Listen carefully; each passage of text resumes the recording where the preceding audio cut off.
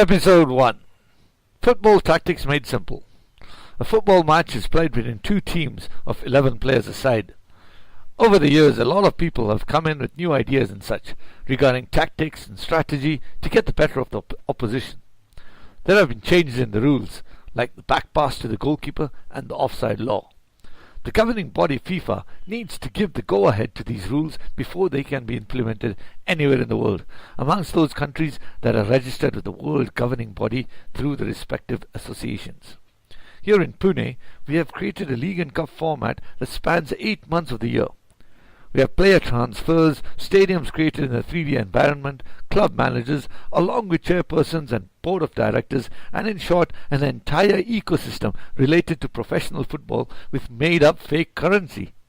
We even live by the adage of respect, trust, integrity, passion and humility. So obviously, we don't follow FIFA. The system that is used is a unique system altogether.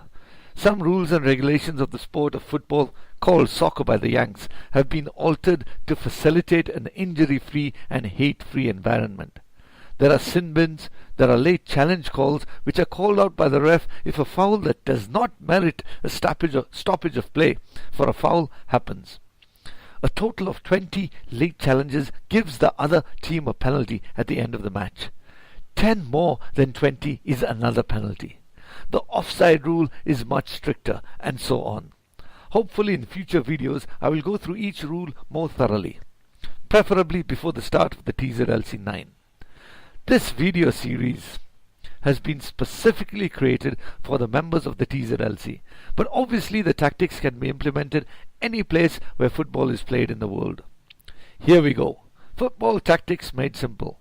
The 11 players playing in a team need to be set up in such a way that allows the team to play an exciting brand of football, an exciting style of football to entertain spectators.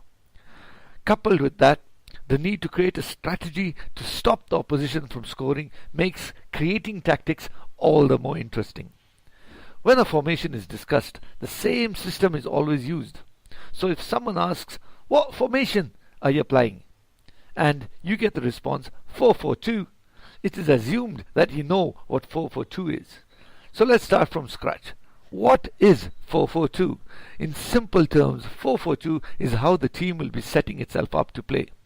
The first number denotes defenders, the second number midfielders, and the third attackers, strikers or forwards. As the goalkeeper is always a constant, he or she is never mentioned. That may sound funny, but that's how it just is. So if we were to mention goalkeepers, it would be 1-4-4-2. Another reason why it sounds silly is because unlike the other grouping of defenders, midfielders and strikers, where players can be added or subtracted, the rules state that there can only be one goalkeeper. By adding and subtracting, I mean you can have formations that play with an abundance of defenders. For example, 5-4-1. An abundance of midfielders, 4-5-1, or of strikers, 4-2-4. Or you can have none in a certain category. For example, 4-6-0, lots of midfielders and no strikers. These days, coaches love to create separate positions for players, such as a defensive midfielder, or an attacking midfielder, or 2 defensive midfielders. To me, this is all cobblers. Why? Because if a team is playing with, say, 1 defensive midfielder and 1 attacking midfielder, the coach suddenly tells everyone that they'll be playing a 4-1-2-1-2. What in bleeding hell does that mean? So that defensive midfielder, signified here by 1, will be covering the entire width of the ground, and so on for all the other positions. Wouldn't it be simpler just to say that you'll be going with 1 of the 2 central midfielders playing a bit defensive and the other will be allowed a bit more freedom to attack? If you're confused or slightly confused, then I'm happy, because football shouldn't be this complicated. In actual fact, it isn't. I've always believed that managers who have 11 technically strong players in each position has a much easier job than a manager that has a few weak players in the side. Why? Because in the first instance, a manager with strong players only needs to manage and massage egos. For the other manager, coaching is required. And this is what I want to do with this video series. Make tactics simple. What do we know now? The basic formation and how they are set up. Just before we end episode 1, let me just explain a bit further before we move on to episode 2.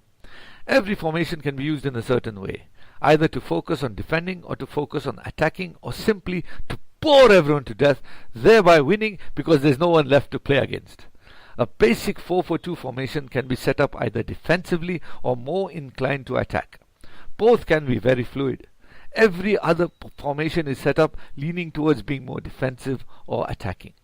Therefore, we'll start off with a 4-4-2 and hopefully we'll be able to push on to other formations quickly. What we will also be looking at is how every position in a formation has a unique set of duties and responsibilities, and how each and every position is linked to every other position in the formation. I hope you've enjoyed this first episode. Here's me saying good morning, good afternoon, good evening and good night wherever you may be.